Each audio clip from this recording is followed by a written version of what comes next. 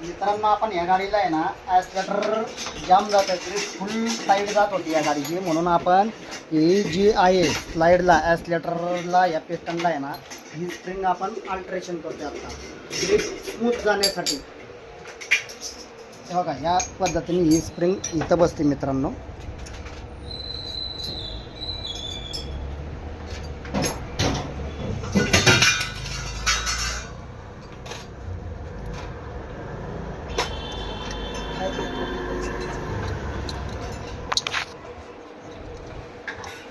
बघा या पद्धतीने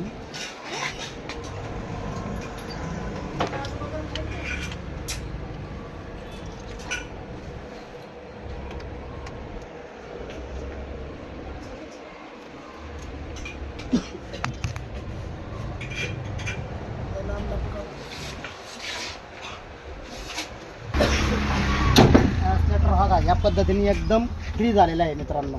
हे ॲक्सिलेटर टाईट जायचा, गाडी आणि पिकअपला प्रॉब्लेम द्यायची, गाडी पिकअपला मार खात होती, त्याच्यामुळं ॲक्सिलेटर जाम जात होता, त्याच्यामुळे गाडी ही पिकअपला प्रॉब्लेम देत होती। तर आता आपण ॲक्सिलेटरला स्प्रिंग लावलेली आहे स्मूथवाली, त्याच्यामुळं ग्रिप पण फ्री झालेली आहे।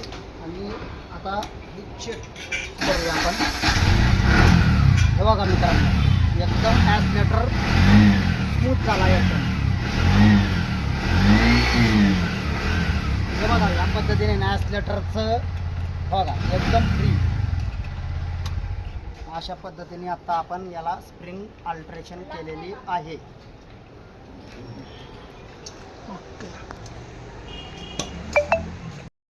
मित्रांनो आपण या गाडीला एक 8 दिवसापूर्वी ना स्लीपर क्लच बसवला होता।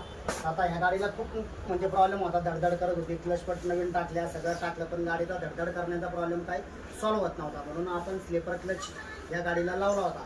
तर आता स्लीपर क्लच आणि आता एक ॲक्सिलेटर म्हणजे फ्री राहण्यासाठी आता आपण एक स्प्रिंग अल्ट्रेशन केलेली आहे।